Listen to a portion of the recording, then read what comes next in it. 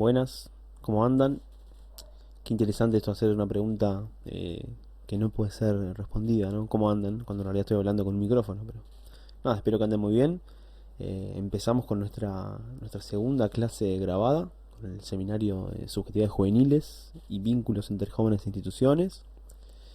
Bueno, estuvimos para la clase pasada trabajando con la cuestión de pensar las adolescencias y las juventudes. Trabajamos con el texto de Dávila León. Y para hoy es como el gran título de la clase es la juventud como categoría. Vamos a comenzar a trabajar conceptualmente con esta cuestión de la juventud como una categoría. Eh, en un principio podría parecer hasta casi obvio decir que la juventud se trata de una categoría, pero bueno, la idea es en realidad darle vueltas al asunto y ver todo lo que implica eso y sobre todo por qué entendemos que pensarlo de este modo en un primer momento es importante para los objetivos del seminario, para todo lo que nosotros nos proponemos hacer mediante esta acción de pensar las juventudes. Habría muchas formas de encarar esto, las hay, y seguramente podamos incorporar muchas de ellas. Lo que yo en este momento hice o pretendí hacer con ustedes fue, bueno, darle un enfoque particular y por eso le marqué como una lectura para hoy el texto, o un fragmento en realidad del texto, no se lo marqué completo, de Michel Foucault, El orden del discurso. Es un texto del año 1970, es un texto emblemático por supuesto, que en un rato vamos a ir viendo ahí un poco, ¿no? Todo lo que pase, para qué nos sirve. Fue como el texto que les marqué para hoy. Hago esta aclaración simplemente porque vamos a usar, nada, otro montón de aportes de autores que vamos a ir viendo cómo se van mechando, pero sería como, bueno, uno de los textos donde se recogen ideas de las principales que vamos a ir trabajando con esta cuestión. ¿Qué es esto de decir, entonces, pensar la juventud como una categoría? Es como la primer gran idea o mensaje, es esta cuestión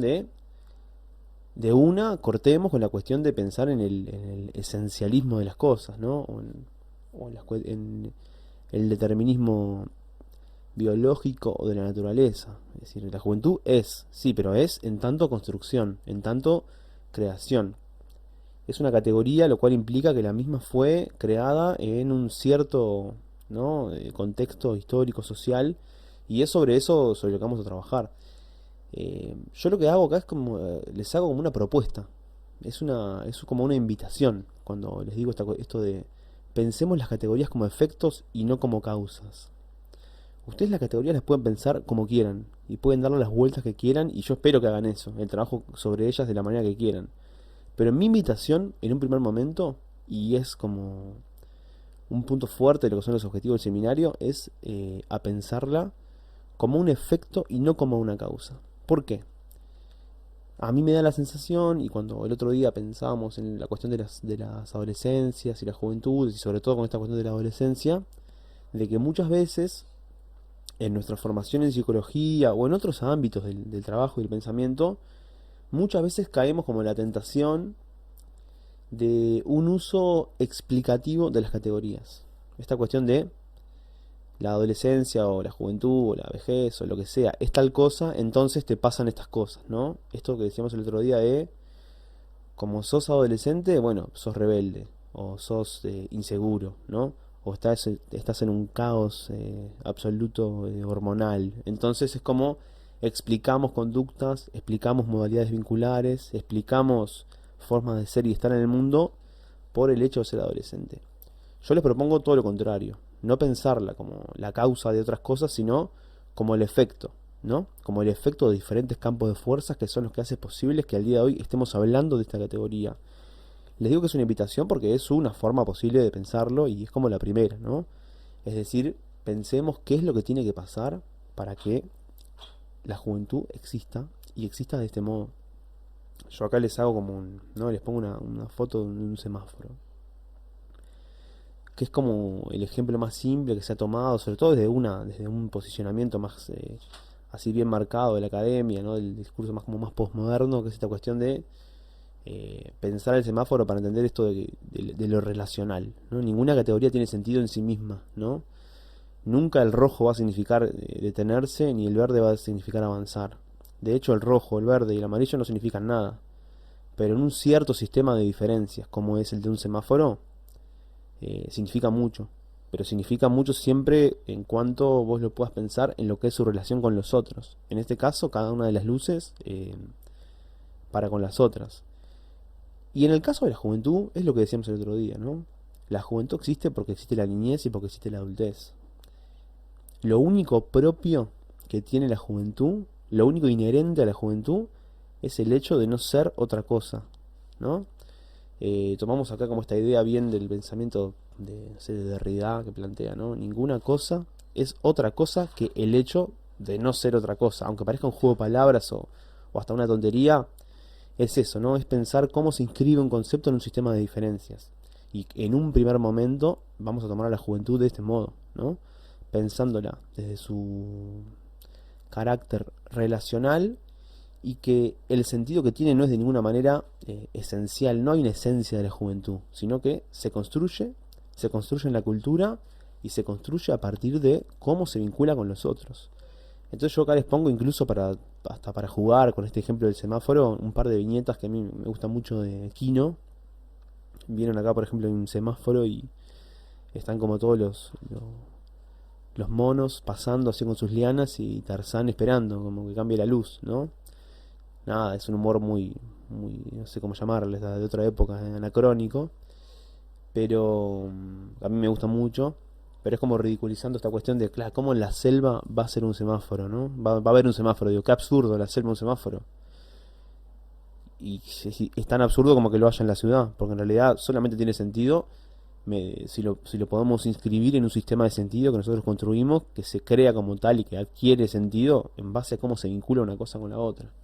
Lo mismo con esta otra que es también bastante graciosa, como de un extraterrestre, ¿no? Que aterriza en la ciudad y tiene ganas de ir al baño y bueno, va ahí como a un rincón y un policía le dice que no, que ahí no se puede, en la vía pública y le hace un gestito como si fuera el gesto universal de baño de varones, ¿no? Que ya no es tan universal, por suerte.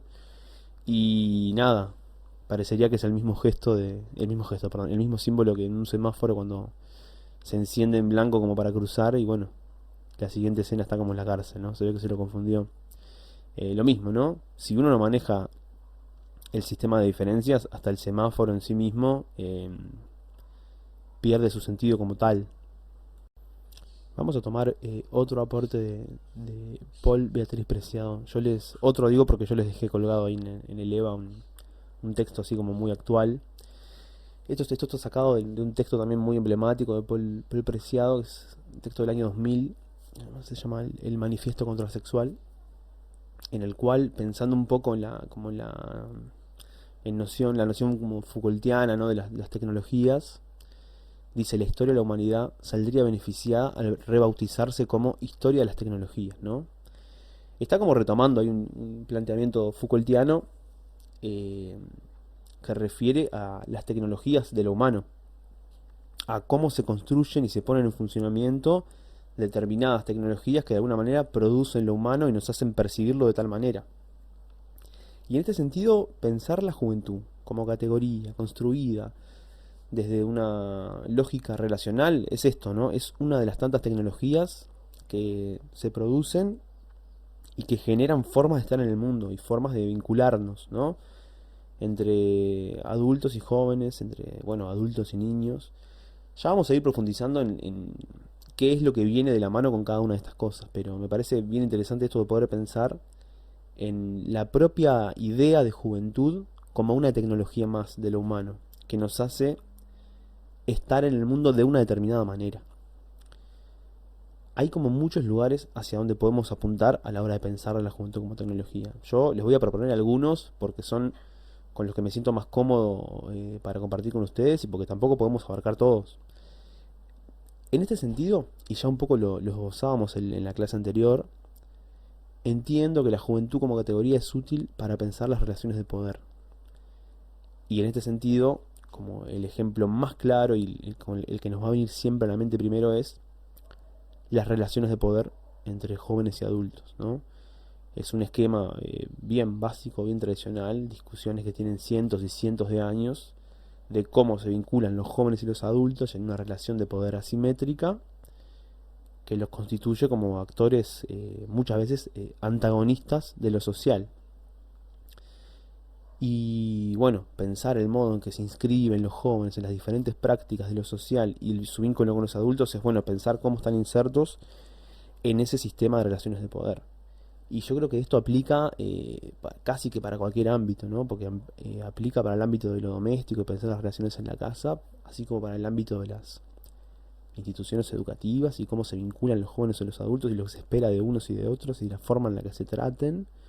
Aplica para el mundo del trabajo, ni que hablar, aplica para caminar por la calle, ni que hablar que aplica para lo que es la política, ¿no? Que es ser joven en política, ¿no? Es como que se agarra la categoría y se tironea casi que al extremo.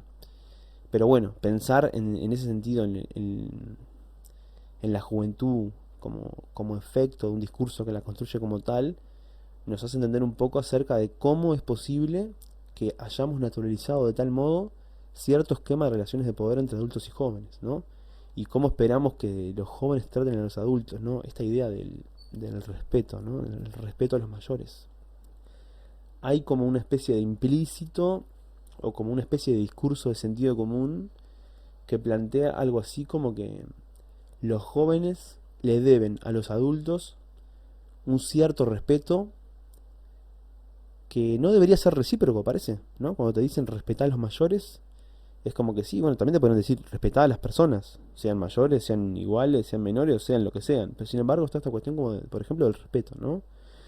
Y bien como naturalizado también en un discurso disciplinario y también moral, ¿no? En las instituciones educativas lo vemos mucho, ¿no? Cuando algún pibe, una piba se le va la moto y de alguna manera se pasa con algún adulto, ¿no? O le responde mal, o bueno, o lo insulta, ¿no? O incluso hasta a veces hasta le pega, ¿no? Lo empuja, yo qué sé. Todas las cosas que pasan que las vemos, siempre está esta cosa de, ¿cómo vas a tratar mal o cómo vas a faltar el respeto a un adulto, ¿no? Cuando, a ver, sí, yo no creo, o no defendería faltar el respeto a nadie, pero ¿qué tiene que ver la cuestión de cómo se inscriben de lo que tienen que ver los ciclos de la vida? Si nosotros vemos un pibe en un liceo que insulta y se revela ante un profe, lo más probable es que pensemos que se trata de una persona que, nada, que no se adapta a las normas, que tiene alguna conducta disruptiva, podemos decir que es violento, lo van a sancionar. Y es muy raro que alguien venga y diga, no, mira, esto es una acción política en la cual un sujeto intenta subvertir un determinado esquema preestablecido de relaciones de poder asimétrico en el cual siente que es oprimido. No, seguramente lo sancionen y digan que estuvo mal, porque está como muy naturalizado. Es decir, pensar las relaciones adulto-joven generalmente nos instala ante una forma bien puntual de poder pensar las relaciones de poder en el orden de lo social. Bueno, la juventud, entonces, tal como dice acá, se trata de una construcción social, responde a variables sociales, políticas y culturales propias de un contexto determinado. El concepto de juventud, por lo tanto, es variable de acuerdo a las diferentes zonas y tiempos históricos y determina diferentes modos esperados de ser joven para cada sociedad, los cuales son definidos a partir de relaciones sociales. Es bien importante y bien, me parece como muy interesante para poder como desarmar cada vez más esto de la juventud como categoría, comparar, ¿no? Diferentes momentos históricos o diferentes contextos sociales y ver el lugar que ocupan los jóvenes o lo que es esperado para un joven y para otro y vamos a ver bien cómo, bueno, cómo juega esto, ¿no? De cómo, qué tanto una categoría se puede estirar o cambiar o funcionar de diferente manera, ¿no? Los que tenemos ya algunos años y ya hemos pasado hace, no sé, 20 años por lo que fue nuestro, no sé, nuestro pasaje por secundaria, a veces vemos como están impactados la gran diferencia de cómo nos tratábamos en aquel entonces y cómo se tratan los jóvenes ahora, o cómo tratan los jóvenes a los adultos.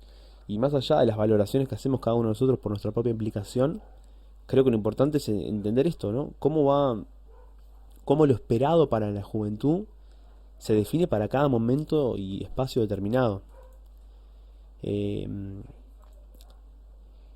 este sentido, cuando decíamos al principio, esta invitación a pensar la juventud como efecto y no como causa, lo que estamos tratando de hacer es pensar la juventud como un efecto del discurso político que la produce. Es decir, es un efecto, pero un efecto de qué? Es un efecto de una cierta lógica discursiva que ahora vamos a empezar a tomar algunos aportes del texto de Michel Foucault que yo les sugería que lean, que es un discurso específico, el que le hace posible y de esa manera. Y como dice acá, y de pensar a su vez en la performatividad de las categorías, ¿no? Y esta palabra, performatividad, que es muy importante, que nos va a acompañar a lo largo de todo el seminario. Cuando decimos que la juventud se trata de una categoría, vamos a pensar en la performatividad de las categorías, ¿no? Habría como diferentes formas de pensarlo. La idea de lo performativo, yo utilizo bastante a Judith Butler, ¿no? Que es como la número uno para mí, y bueno, me sirve mucho la forma en que lo piensa. Eh, Performativo es aquello que crea la realidad a la vez que la describe, ¿no? Toda esta línea del pensamiento que toma Butler, que también recoge aportes de otros autores, viene a romper con una forma de pensar la realidad más como esencialista. Esta cuestión, sobre todo, estos son autores que piensan mucho en el nivel del lenguaje. Entonces esta cuestión de parecería que existe una cierta realidad que el lenguaje y el discurso viene a representar de un modo fiel, ¿no? Entonces es como que es obvio que existen los jóvenes y nosotros venimos y decimos, acá están los jóvenes.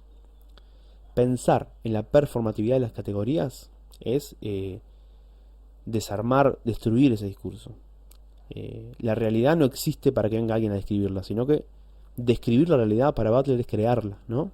Entonces plantea acá la performatividad de entenderse no como un acto singular y deliberado, sino, antes bien, como la práctica reiterativa y referencial mediante la cual el discurso produce los efectos que nombra. Cuando decimos que la juventud es una categoría y proponemos pensarla como efecto y no como causa, estamos pensando que este discurso puntual que estamos intentando analizar es el que crea la juventud, es el que la vuelve posible y es el que tiene, entre tantos efectos, este sistema de relaciones de poder naturalizado entre adultos y jóvenes, que es el que vamos a intentar de descifrar, sobre el que queremos pensar, reflexionar, siempre mirando un poquito hacia adelante y ver cómo esto nos sirve para pensar nuevos mundos posibles o nuevas formas posibles de trabajar la cuestión de los vínculos entre los jóvenes y las instituciones, ¿no? En ese sentido, como esta gran idea y cerrando esta parte, la juventud, o en este caso la categoría, como el punto de llegada y no el punto de partida, ¿no? Eh, como el discurso a la inversa, ¿no? De las categorías explicativas, ¿no? Que parten de la categoría para explicar otras cosas, sino que estamos yendo como al revés, ¿no? Contra la corriente. Por eso a veces uno pasa o parecería que fuera como un anti-adolescencia, ¿no? Lo cual de ninguna manera es así. Pero sí a veces uno, o por lo menos en mi caso personal, se podría definir como anti el uso de la adolescencia como categoría explicativa, ¿no? Como categoría omnicomprensiva que de alguna manera nos dice todo acerca de las personas por el hecho de estar transitando por esta etapa de adolescencia. El uso de la juventud que encontramos desde ciertos lugares yo creo que nos sirve mucho más para pensar en este tipo de cuestiones que en definitiva las entiendo más operativas para después trabajar en el mundo, ¿no? En el mundo con el cual uno se desenvuelve. Entonces estamos hablando mucho de esto, ¿no? Hay como un cierto discurso que es el que produce la juventud, el que la hace posible. ¿Qué es el discurso entonces, no? Y ya nos metemos a trabajar con el texto de Foucault, ¿no? El orden del discurso. Acá yo recorté como una pequeña cita, ¿no? Dice, el discurso no es simplemente aquello que traduce las luchas o los sistemas de dominación, sino aquello por lo que y por medio de lo cual se lucha, aquel poder del que quiere uno adueñarse. Esta idea que es importantísima, que es la de el discurso no es solamente aquello que se dice, sino que el discurso es la acción de decir. Y no es cualquiera el que dice, ¿no? De hecho, cuando hablamos de los jóvenes, casi siempre los que hablan son los adultos, ¿no? Por lo tanto, no es solamente lo que se dice, sino el poder decir. Y ahí creo que nos metemos en un tema como bien interesante y como, a ver, fundamental para el enfoque que estamos intentando darle, ¿no? Esto de, bueno, ¿qué es lo que acontece en esta acción de decir acerca de los jóvenes? ¿Por qué de hecho esto, ¿no? De segmentar a las personas en niños, jóvenes, adultos, ¿no? Otro, otra idea más para seguir con esto de qué es el discurso, ¿no? Que es como bien estos términos que nosotros usamos pila, ¿no? Y que pocas veces nos detenemos como a ver en lo más fino qué significa, ¿no? La palabra discurso aparece un montón y de repente no tiene nada que ver el uso que le damos en nuestro lenguaje coloquial con el que intentamos darle nosotros acá en este enfoque. Entonces vamos a tomar otro autor que también es muy cercano digo, geográfica y temporalmente y conceptualmente a Michel Foucault, que es Jacques Derrida, que plantea y define el discurso también en un texto que fue como bien emblemático, es como el texto que a él lo lanza así como a la fama académica, que es la estructura, el signo y el juego en el lenguaje de las ciencias humanas. Él dice, es una conferencia, él dice, el discurso es un sistema en el que el significado central, originario o trascendental no está nunca absolutamente presente fuera de un sistema de diferencias. Y acá con esto estamos como cerrando de modo perfecto esta idea de lo relacional. La juventud no es nada por fuera de ese sistema de diferencias que la inscribe en una relación entre lo que son los jóvenes, los adultos, los niños, los viejos. No hay nada de esencial en las cosas, sino que una cosa solo es lo que es de acuerdo al lugar que ocupa dentro de un sistema de diferencias. Otro aporte más cercano al pensamiento de Foucault, a trabajar con es una autora, una feminista que yo leo mucho y que me gusta mucho, Joan Scott, que también toma, ¿no? Hace una lectura Foucaultiana así también re interesante. Se plantea un discurso no es un lenguaje ni un texto, sino una estructura histórica, social e institucionalmente específica de enunciados, términos, categorías y creencias, ¿no? Es decir, habla de una estructura en la cual se inscriben estos enunciados, términos, categorías, creencias, que solamente dentro de esa estructura y sus propias reglas, una noción tiene sentido. Por lo tanto, entendemos que esa noción nunca debería intentar ser comprendida sin entender toda la lógica que la envuelve, toda la lógica que la determina, ¿no? Ahí está la tapita de un libro que fue también súper emblemático, que se llama Only Paradox to Offer, que es solo paradojas para ofrecer. Es la historia del feminismo para John Scott. Es una historia que se trata de trabajar con paradojas. Es un texto increíble. Es raro porque en español el texto, yo después se los puedo colgar, se llama Las mujeres y los derechos del hombre. Hicieron una traducción rarísima. Por eso les puse en inglés la tapa, porque creo que está bueno ver el título original. Seguimos con Foucault. Y tomando los aportes del texto que ustedes leyeron, que es el orden del discurso, ¿no? El discurso no manifiesta o encubre el deseo. Es también el objeto de deseo. Esto bien parecido a lo que decíamos hoy, que es el discurso no es decir, no es lo que se dice, perdón, sino que es decir. El discurso es lo que se disputa, ¿no? Cuando dice no manifiesta o encubre el deseo, es el deseo, el discurso es lo que está en disputa, ¿no? Es lo que nos permite generar las condiciones para que algo sea. Por lo tanto, la forma o el contacto que uno tome con el discurso es fundamental. Nos vamos con otro aporte más de Foucault, que esto está tomado de otro texto, que es de Defender la sociedad, que es una de las clases de Foucault. De las clases que hay, esos libros gordos vienen de Foucault, son sus clases en el Collège de France. Dice Foucault, es necesario cuestionar las instituciones, los discursos y las prácticas, apostar a la criticabilidad de las cosas, dejar de lado las teorías envolventes y globales. Foucault intentaba como alejarse lo más posible de cualquier teoría que pretendiera explicar demasiado. Una teoría envolvente o global es como una teoría como esto de omnicomprensiva, que intenta dar cuenta de fenómenos que son demasiado complejos, ¿no? Y esto de la juventud, o el uso que se le ha dado a la juventud y a la adolescencia, creo que muchas veces nos lleva como a pelearnos con esto, con el uso de las teorías envolventes o globales, ¿no? Leemos a veces esas definiciones que hay, yo que sé, en un manual de UNICEF, y nos hablan de los adolescentes o de los jóvenes como si fueran todos iguales, o como si fueran, viste, tan fáciles de comprender. Y bueno, justamente cuando proponemos pensar la juventud como categoría, como efecto de un discurso político que la produce, ¿no? Como aquello que resulta en un sistema de relaciones de poder asimétrico que determina casi que todos nuestros vínculos en el orden de lo social, es que estamos apostando a la criticabilidad de las cosas, es que estamos tratando de desarmar un discurso que nos viene presentado como natural, ¿no? Eh, Tomamos ahora otro aporte, en este caso de la literatura de Jorge Luis Borges, ¿no? Y esta frase que me parece que es interesante, que nos aporta y que es: no hay clasificación del universo que no sea arbitraria y conjetural, ¿no? Esto está tomado de un texto que es una locura, un delirio, que se llama El idioma analítico de John Wilkins, en el cual Borges relata acerca de la historia de una persona que creó todo un lenguaje nuevo que es como muy loco, ¿no?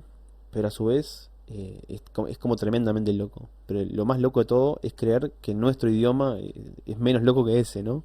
Básicamente es arbitrario, ¿no? Y en este caso, yo sigo como invitándolos a esta idea de eh, veamos todo el tiempo la arbitrariedad que hay en la forma en la cual nosotros nos discriminamos el uno del otro, en la cual nos segmentamos como sujetos y en la cual determinamos formas esperadas para ser joven, para ser adulto, ¿no? Y nada, no tiene nada que ver con una supuesta esencia de ninguna juventud, sino que es arbitrario, conjetural, ¿no? Seguimos tomando aportes, nada, a veces uno pierde los filtros, ¿no? Pero en este caso, Charlie, ¿no? Si hubiese una verdad sola, todos compondríamos el mismo tema, ¿no? Dice Charlie en algún momento. Eh, Exactamente, ¿no? No podemos pensar que existe una sola forma de pensar todo esto y de un uso correcto de la juventud. O como que vamos a hacer todo este recorrido para elegir una forma. En realidad lo que tenemos que hacer es sostener esta tensión, que en esta tensión no se resuelve nunca, que es la de solo poder pensar en conceptos que los tenemos que pensar, los tenemos que poner en juego a la hora de laburar, pero que para pensarlos tenemos que estar muy atentos para comprender el sistema de producción de verdad en el cual los mismos están insertos y que solo funcionan de acuerdo a esa lógica discursiva y a ese discurso que es el que lo hace posible, ¿no? Entonces, tratando de ordenarnos y que esto no se vuelva un caos, volviendo a Foucault, que es lo que estamos viendo ahora, y esta idea de discurso, y por qué nos interesa pensar el discurso para entender la juventud como categoría, vamos a pensar el discurso como un sistema de enunciados heterogéneo que obedece a normas comunes de funcionamiento, ¿no? Y se encuentra presente en las prácticas. Y ahí lo vamos a enganchar con esta idea de lo juvenil, este concepto que es como fundamental para nosotros, ¿no? Eh, Recuperemos entonces aquella frase de Derrida, el sistema de diferencias, ahora esto del, ¿no? O la estructura que planteaba Scott, ahora este, como dice Foucault, el sistema de enunciados heterogéneo que obedece, perdón, a normas comunes de funcionamiento. Y lo vamos a ver en las prácticas, ¿no? Entonces yo el otro día en la clase les hablaba de esta cuestión de la pista de skate, ¿no? Y cómo uno ve ese lugar, la forma en la que están intervenidas, todas las paredes pintadas, el graffiti, el tipo de personas que van, las cosas que hacen. Y si bien no hay ninguna restricción formal que diga que ahí no puede ir una persona de 50 años, no es lo que esperamos, no es lo que esperamos ver ahí, ¿no? En las prácticas naturalizadas, que no pasan por una reflexividad mayor, vemos cómo se ve reflejado, ¿no? Este sistema de enunciados, ¿no? Este sistema, esta forma de funcionar, esta estructura o esta lógica, ¿no? Vamos a tomar ahí un aporte ahí como más textual para ver si toda esta idea que vamos armando a poco la podemos como enganchar bien con el texto de Foucault, que puede ser a veces un poco complejo, ¿no? Tomo una cita textual, que a mí no me gusta mucho leer, pero bueno, cada tanto un poquito hay que leer. Desde luego, si uno se sitúa en el nivel de una proposición, en el interior de un discurso, la separación entre lo verdadero y lo falso no es ni arbitraria, ni modificable, ni institucional, ni violenta. Pero si uno se sitúa en otra escala, si se plantea la cuestión de saber cuál ha sido y cuál es constantemente, a través de nuestros discursos, esa voluntad de verdad que ha atravesado tantos siglos de nuestra historia, o cuál es, en su forma general, el tipo de separación que rige nuestra voluntad de saber, es entonces quizá cuando se ve dibujarse algo así como un sistema de exclusión, un sistema histórico, modificable, institucionalmente coactivo, ¿no? Entonces acá Foucault plantea como estas dos posturas, ¿no? Si nosotros nos paramos en lo que es nuestro sistema de verdad, compartible, el sentido común, sí, obvio, existen los jóvenes, existen los viejos, ¿qué tanta vuelta le vamos a dar? Yo qué sé. Podemos ver algún borde difuso, pero tampoco nos importa tanto. Ahora, si nos ponemos, como dice Foucault, en otra escala, bueno, ahí vemos cómo algunas cosas se pueden empezar a desarmar. Y cuanto más las desarmamos, más nos metemos con cuestiones que empiezan a hacer un montón de ruido, ¿no? Entonces esto en un sistema como pensarlo como histórico. Tiene fecha de nacimiento. Y no solo fecha de nacimiento, sino que esa fecha está inscripta en un momento histórico que tiene como ciertos determinantes que son muy puntuales y muy importantes, ¿no?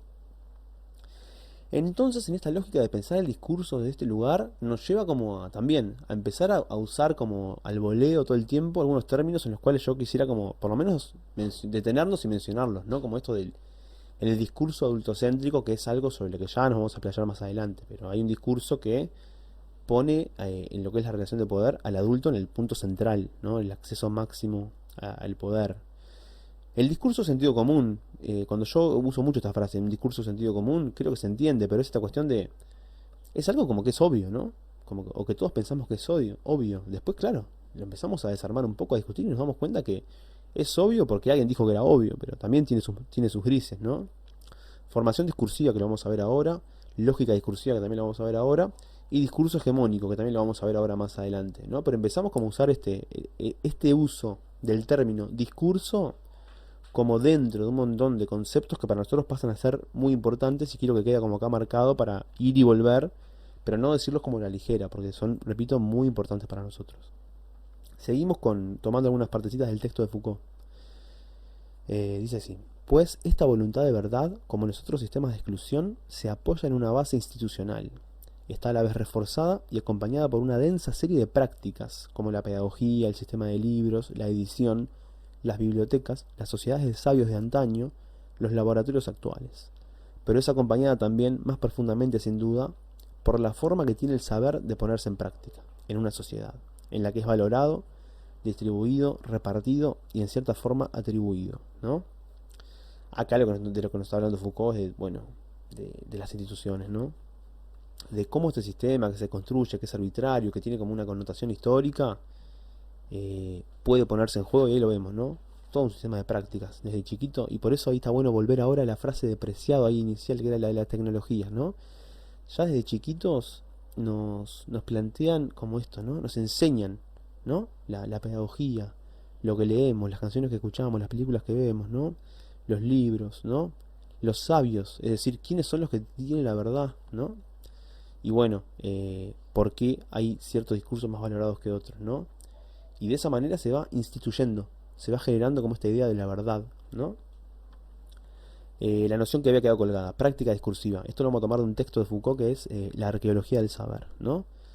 Dice Foucault: no se la puede confundir con la operación expresiva por la cual un individuo formula una idea, un deseo, una imagen, ni con la actividad racional que puede ser puesta en obra en un sistema de inferencia, ni con la competencia de un sujeto parlante cuando construye frases gramaticales.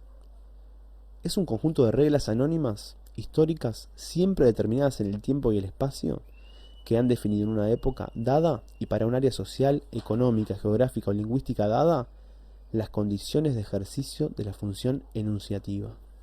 Esto que es muy interesante y que quedó una frase un poco larga, cuando hablamos de práctica discursiva, estamos hablando de un sistema de operaciones que de alguna manera, construida de manera muy compleja,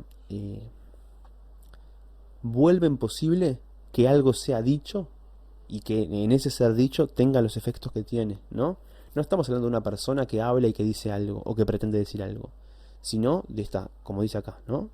Conjunto de reglas anónimas históricas determinadas en el tiempo y el espacio que definen para una época y para un momento especial, particular, las condiciones de ejercicio de la función enunciativa, lo que se puede decir, lo que no se puede decir y el valor que eso va a tener. Bajando a tierra, siempre todo esto para pensar cómo se pone en juego cuando hablamos de los jóvenes. Y ya va a llegar el momento en el que pensemos en la madre de todas las frases hechas para pensar la juventud y de construir la que es. La juventud está perdida, ¿no? ¿Perdida de qué? ¿Quién dice que está perdida? ¿Qué es estar perdida? ¿Cuándo no estuvo perdida? ¿Se entiende? ¿Para qué lo pensamos? ¿O para qué? ¿O qué es lo que vamos a contrastar usando este tipo de frases y aportes? Y bueno, por acá vamos a ir quedando hoy. con lo que son los aportes del texto de Foucault. Nada, para estos minutos sé que es un montón de información, pero bueno, me gusta que no queden como demasiado largas estas clases. Y en la que viene seguimos pensando en la juventud como categoría y ya vamos a pensar como en otras ideas. Pero bueno, hasta acá era esto de pensar la juventud como categoría, pensarla como efecto y no como causa. Y sobre todo poniendo el énfasis en lo que es la noción de discurso para Michel Foucault, tomando el texto El orden del discurso y algunos textos más, y esta idea de cómo es posible que nosotros pensemos que existan los jóvenes, tal como los pensamos, y que haya cosas para jóvenes y cosas para viejos, y todo lo que pasa cuando un sujeto se corre de ese sistema. Bueno, la seguimos en nuestros encuentros en la virtualidad. Ha sido un gusto.